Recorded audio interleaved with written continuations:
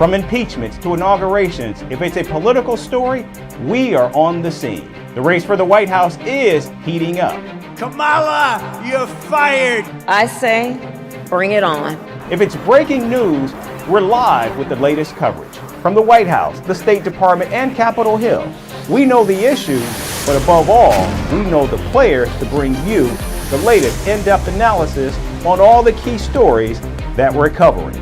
I'm Eric Ham. Join me from Washington here on Firstpost America.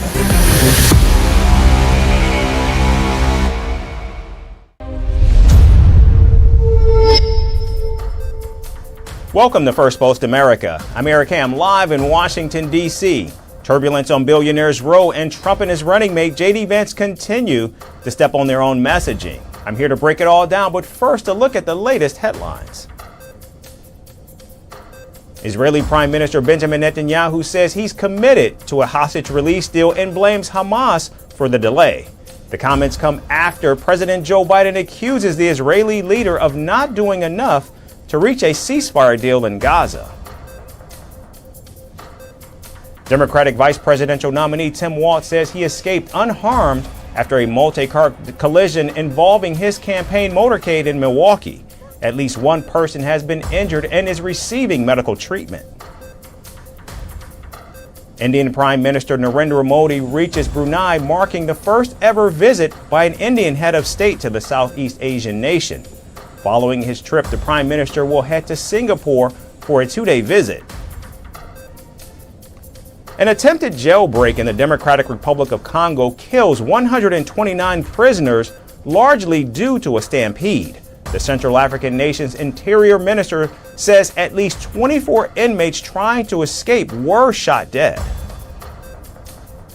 And New Zealand triples taxes on international tourists starting in October. The move comes after also raising visitor visa fees by 60% in August. The tourism industry criticizes the government for making the country incredibly expensive to visit.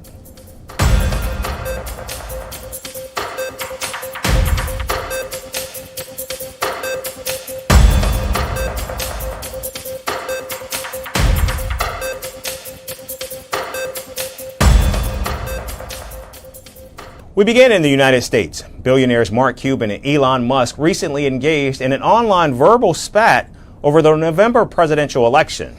Over the weekend, Cuban posted a poll on the social media platform X and asked his followers who between Vice President Kamala Harris and former President Donald Trump would be a better role model for children. His poll garnered more than 800,000 votes, with Donald Trump emerging as the clear winner at nearly 70%. Now, Cuban's poll did not just catch the eyes of netizens, but also the owner of X, Elon Musk himself, who responded to a separate post that labeled the Shark Tank star as an idiot. Now, this is not the only time that the two billionaires have locked horns on X. In fact, earlier this year, Musk explicitly called Cuban a crybaby and a racist. Meanwhile, Cuban has repeatedly criticized Musk for allegedly manipulating the truth on the social media platform. When Joe Biden exited the presidential race in July, Cuban was among the 200 venture capitalists who publicly endorsed Kamala Harris for president. However, the 66-year-old had previously supported Donald Trump in the 2016 election. In 2015, Cuban even declared that he would think about serving as Donald Trump's running mate at the time. Meanwhile, the Tesla CEO, who once supported Joe Biden, walked away from the Democratic Party back in March. He now officially endorses Donald Trump. And with the presidential election just 2 months away, Musk has steadily ramped up his criticism of Kamala Harris and the Democrats on X. And staying with the race for the White House, several themes have been consistent with the Trump campaign, including targeting migrants, questioning Vice President Kamala Harris' racial identity, and yes, courting controversy. Now, with the addition of running mate JD Vance, the controversy seems to have increased. A podcast episode from 2021 has resurfaced, which shows Vance ranting against women, feminists, immigrants, and Democrats. During the interview, Vance said that professional women who prioritize a career over having children essentially prefer a path to misery. The Ohio senator went on to give examples of his classmates at Yale Law School and said that the women who pursue racial or gender equity will find that these value systems lead to misery. He added that modern-day feminists were suppressing the masculinity of American men. Also in the podcast from nearly 3 years ago, Vance attacked Minnesota Congresswoman Elon and said that she would be living in a crap hole if it weren't for the United States. Now, these controversial remarks coming from JD Vance and the broader GOP certainly are not new. In fact, last month, the Trump campaign was rocked by previous comments of Vance when he mocked women in the Democratic Party and called them childless cat ladies. In fact, ever since he was picked as Donald Trump's running mate, Vance has spent a large amount of his time on the campaign trail defending his previous comments that have largely been seen as offensive. Just last week, Donald Trump and JD Vance were again at the center of another controversy while attending a wreath-laying ceremony at Arlington Cemetery to honor 13 service members who were killed in the Kabul airport bombing back in 2021. The Republicans have been heavily criticized for attempting to politicize the hallowed grounds and not following rules which prohibit presidential candidates from conducting political activity inside the sacred space. Adding to the controversy, an aide from the Trump campaign allegedly got into a physical altercation with an Arlington Cemetery staff member who objected to the political messaging. JD Vance even defended the visit despite the Army issuing a statement against political activities on cemetery grounds.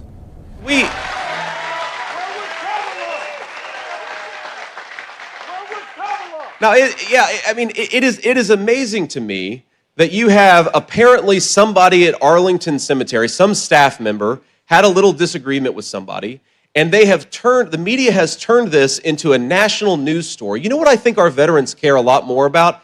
That Kamala Harris's VP nominee lied about his military service. I think that our veterans care a lot more about that. Now, between alienating women and U.S. military veterans, the self-inflicted wounds are coming at a time when the race is in an all-out sprint to the finish, and the Harris campaign is beginning to now separate itself in the polls. Running mate's first rule of thumb is to do no harm, but since joining the ticket, the Ohio senator has been the antithesis of this mantra. There's only 9 weeks left until voters cast their ballots, and Trump and Vance have yet to slow the Harris waltz momentum. In fact, poll after poll is showing they're more of a hindrance to themselves than to their opponents. And now moving to the Middle East, where a shocking incident unfolded in Turkey. 2 American soldiers were physically assaulted by members of a nationalist youth group. The assailants attacked the soldiers while they were in civilian attire, and the situation escalated very quickly when 5 other American soldiers who were also in the area attempted to intervene.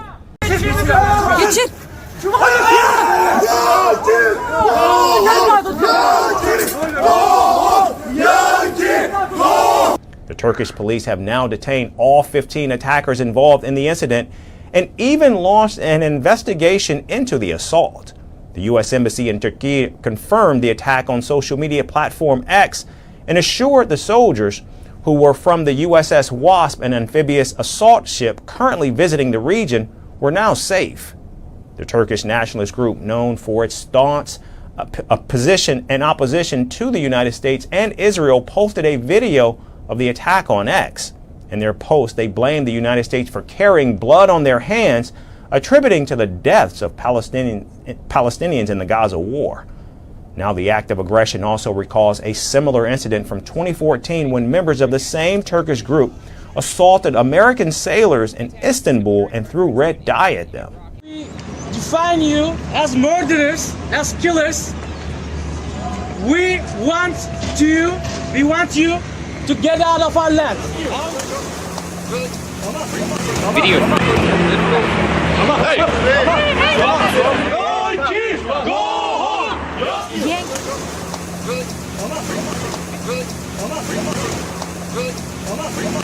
The assault on American soldiers comes at a time of strained relations between Washington and Ankara over U.S. support for ethnic Kurds, Turkey's purchase of Russian S-400 missile systems, and divergent views on Israel's actions in Gaza. This incident highlights the deep-rooted anti-American sentiment harbored by national factions in Turkey. So as the investigation into the matter continues, the incident is likely to further strain the already complex relationship between the two NATO allies. And in South America, the United States has seized Venezuelan leader Nicolas Maduro's private jet over suspected violations of U.S. sanctions. The Venezuelan government has described the seizure as piracy and accused Washington of escalating aggression towards Maduro's government. Here's more on the surprise seizure. Hours after Venezuela issued an arrest warrant for opposition leader Edmundo Gonzalez, the United States made a bold and unexpected move. The U.S. seized the most prized possession of President Nicolas Maduro, his private jet. The sleek Dassault Falcon 900EX, often referred to as Venezuela's version of Air Force One, was captured by the U.S. authorities in the Dominican Republic and flown to Florida, where it now sits as a trophy of American determination to clamp down on Maduro's regime. Dominican Foreign Ministry received a request for a Dassault Falcon 900X plane to be halted so could register evidence and objects related to activities linked to fraud, objects smuggled for illegal activities, and money laundering. All of this was done within the framework of a criminal investigation carried out by the U.S. Justice Department. However, the plane's story is as complicated as the geopolitical chess game surrounding it. Acquired through a Caribbean shell company, the aircraft was purchased from a Florida business in late 2022. It was then illegally exported to Venezuela in April 2023, bypassing strict U.S. sanctions that had been in place since 2019. These sanctions, established under an executive order signed by then-President Donald Trump, sought to curb trade and financial transactions with Venezuela in response to Maduro's authoritarian grip on power. After seizing the aircraft, the Justice Department painted a vivid picture of how the plane was used almost exclusively for Maduro's international travels. The aircraft's final known flight was from Caracas to Santo Domingo in March, where it was grounded by Dominican authorities following a U.S. request to immobilize it. On May 22nd, the Public Ministry received a court order issued by the National Tribunal, which authorized to immobilize the plane. Today, on September 2nd, we received a new court order that authorized us to deliver the plane to the country that requested it, the United States. The Public Ministry delivered the plane, and the United States took it to their territory. Caracas has blasted the aircraft seizure as an act of piracy, with Maduro's government accusing Washington of escalating its aggression just weeks after a controversial presidential election. The U.S. has rejected Maduro's claim of victory in the July election, instead recognizing his opponent, Edmundo Gonzalez, as the rightful winner. Currently, a Venezuelan court has issued an arrest warrant for Gonzalez, accusing him of a laundry list of crimes, including conspiracy and usurping power. This cowardly man gives orders to hire comanditos. He endorses the violence we are suffering and endorses the power cuts from last Friday. This cowardly man, Gonzalez Urrutia, has the nerve to say he doesn't recognize anything. That is why the majority of the people who live in Venezuela agree that laws should work, that there must be order, the Constitution should be respected, and public government institutions should do their work. As Maduro's plane sits under tight security in Florida, the Biden administration has shown no signs of backing down. This latest chapter in the U.S.-Venezuela saga reflects a deepening rift and raises the stakes in an already tense standoff. The seized plane, a symbol of Maduro's power, now serves as a tangible reminder of the lengths to which the United States is willing to go to challenge what it sees as corrupt and undemocratic practices by Maduro's government. And finally, the Boeing Starliner spacecraft is making headlines once again, this time for making strange noises in space. Astronaut Barry Wilmore recently reported an unexplained sound coming from the Starliner's capsule. The latest issue comes just days after NASA deemed the spacecraft too risky to bring Wilmore and his colleague Sunita Williams back to Earth. The astronauts have now been stuck in space for over 3 months. Our final report explains.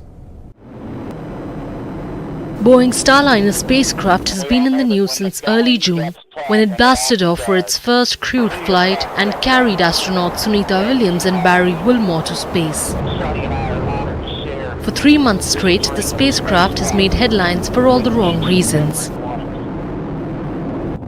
It started when Boeing's spacecraft first experienced malfunctions in space, leaking helium along with the outage of several thrusters. The NASA docking system. Now less than 3 meters away. These technical issues led Williams and Wilmore to get stuck in the orbit. And what had to be their 8-day mission to the International Space Station became an 8-month-long trip. Good handle. The Japanese laboratory on the right hand. And now the Boeing Starliner is on the front page once again for making strange noises while docked to the space station. Barry Wilmore recently reported an unexplained sound coming from the Starliner's capsule. At 12:34, The astronaut reported it to Mission Control in Houston and asked them to investigate the noise, considering Boeing's dangerous history. And after a 2-day inquiry, the mystery behind the pulsing sound was finally resolved. 1:53 a.m. Eastern Time. NASA says the audio system of the International Space Station is complex and it allows multiple spacecraft to be interconnected. The noise that Wilmore reported was actually from the audio configuration between the space station and Boeing Starliner. lots of cheering here in the room. And these technical sounds are quite normal and usual. Through in her blue flight. The empty Boeing Starliner will be undocked on September 6th and is slated to return on autopilot with a touchdown in New Mexico. So this is our Atlas V. Meanwhile, NASA says Barry Wilmore and Sunita Williams are expected to remain in space until next year, because NASA has deemed the Boeing spacecraft too risky to bring the 2 astronauts back home. Space flight is risky, even at its safest and even at its most routine. And a test flight by nature is neither safe nor routine. And so the decision to keep Butch and Sonny aboard the International Space Station and bring the Boeing Starliner home uncrewed is a result of a commitment to safety. Our core value is safety, and it is our North Star. I talked with Butch and Sonny both yesterday and today. They support the agency's decision fully, and they're ready to continue this mission on board ISS as members of the Expedition 71 crew. The exact return date has not been fixed yet, but it looks like the 2 astronauts will be given a ride back to Earth on Elon Musk's SpaceX Dragon capsule sometime in February. That's our show for today. We certainly thank you so much for tuning in. We hope to see you right back here again tomorrow. Thanks again for watching.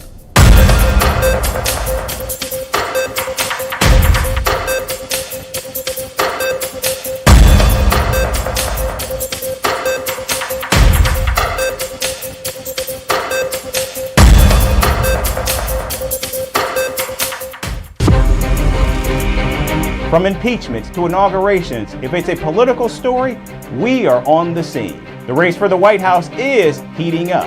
Kamala, you're fired! I say, bring it on. If it's breaking news, we're live with the latest coverage. From the White House, the State Department, and Capitol Hill. We know the issues, but above all, we know the players to bring you the latest in-depth analysis on all the key stories that we're covering. I'm Eric Ham. Join me from Washington here on Firstpost America.